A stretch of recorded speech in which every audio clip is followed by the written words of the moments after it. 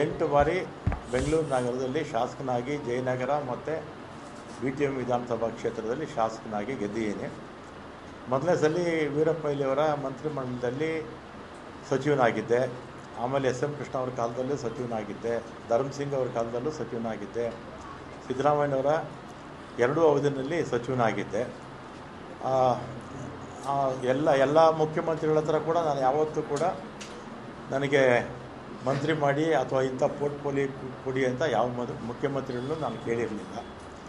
ಆಮೇಲೆ 2023ರಲ್ಲಿ ಮುಖ್ಯಮಂತ್ರಿಗಳು ಸಿದ್ದರಾಮಯ್ಯನವರಾದರು.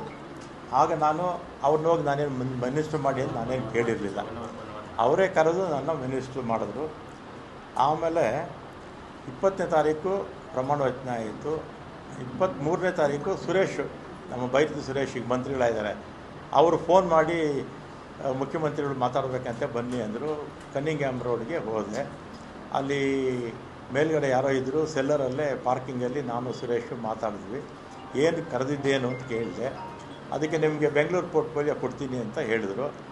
ಅಷ್ಟೇ ತಾನೇ ಫೋನಲ್ಲಿ ಹೇಳಿದರೆ ಸಾಕಾಗಿತ್ತು, ಇದಕ್ಕೆ ಯಾಕೆ ಕರೆದ್ರಿ ಅಂತೇಳಿ ನಾನು ಸಿದ್ದರಾಮಯ್ಯ ಅವ್ರನ್ನ ಭೇಟಿನೂ ಮಾಡಲಿಲ್ಲ. ಅವರು ಬೆಂಗಳೂರು ಪೋರ್ಟ್ಫೋಲಿಯೋ ಕೊಡ್ತೀನಿ ಅಂತ ನಾನು ಬಂದುಬಿಟ್ಟು ನಾನೇನು ಕೇಳಿರಲಿಲ್ಲ. ಪೋರ್ಟ್ಫೋಲಿಯೋ ಕೊಡಿ ಅಂತ ನಾನು ಸಿದ್ದರಾಮಯ್ಯನವ್ರನ್ನೂ ಕೇಳಲಿಲ್ಲ. ಅವರೇ ವಾಲಂಟಿಯರ್ ಆಗಿ ಕೊಡ್ತೀನಿ ಅಂತ ಹೇಳಿದರು.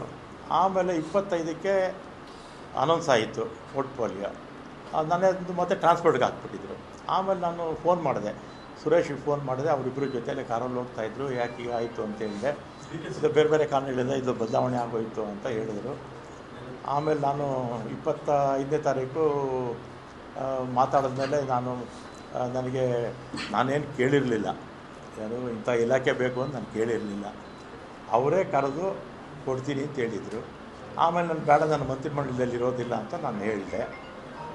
ಆಮೇಲೆ ನಮ್ಮ ಈಗಿನ ಮುಖ್ಯಮಂತ್ರಿಗಳು ಯಾರು, ನಮ್ಮ ಶಿವಕುಮಾರ್ ಅವರು ಮತ್ತು ಅವರ ಸಹೋದರ DK ಸುರೇಶು, ಇವರೆಲ್ಲ ನಮ್ಮ ಮನೆಗೆ ಬಂದು 2.5 ವರ್ಷ ಆದಮೇಲೆ ನಾನೇ ಚೀಫ್ ಮಿನಿಸ್ಟರ್ ಆಗ್ತೀನಿ, ಆಗ ನಿನಗೆ ಈ ಪೋರ್ಟ್ಫೋಲಿಯೋ ಬಿಟ್ಕೊಡ್ತೀನಪ್ಪ ಅಂತ. ನಾನು ಸಾಯಂಕಾಲ 4 ಗಂಟೆವರೆಗೂ ಇದ್ದರು ನಮ್ಮ ಮನೇಲಿ, ಅಲ್ವೇನಪ್ಪ?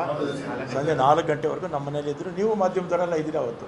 ಶಿವಕುಮಾರ್ ಅವ್ರನ್ನೂ ಕೂಡ ನಾನು ಮಂತ್ರಿ ಮಾಡ್ಕೊಳ್ಳಿ ಅಂತ ಕೇಳಲಿಲ್ಲ, ಅಥವಾ ಸಿದ್ದರಾಮಯ್ಯನವ್ರ ಹತ್ರ ಹೋಗಿ ನನ್ನ ಮಂತ್ರಿಮಂಡಲದಲ್ಲಿ ಸೇರಿಸಿ ಅಂತ ಹೇಳಲಿಲ್ಲ, ಅಥವಾ ಹೈಕಮಾಂಡ್ಗೆ ಹೋಗಿ ನನ್ನ ಮಂತ್ರಿ ಮಾಡಿ ಅಂತ ನಾನೇನು ಕೇಳಿರಲಿಲ್ಲ.